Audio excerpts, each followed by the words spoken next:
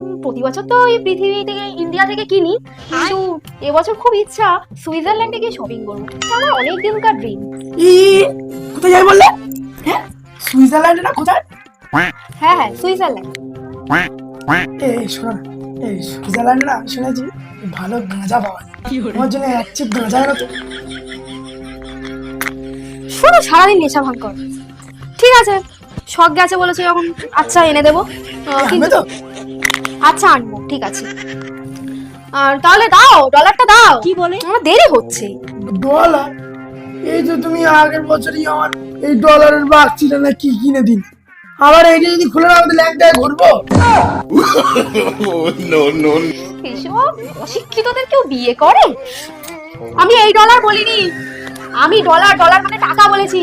ইন্ডিয়াতে যেমন টাকা, সুইজারল্যান্ডে সেরকম ডলার, বুঝেছো?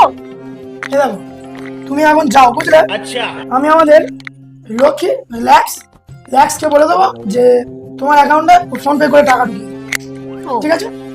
আচ্ছা ঠিক আছে, আসছি। হ্যাঁ, বেশ। এক মিনিট।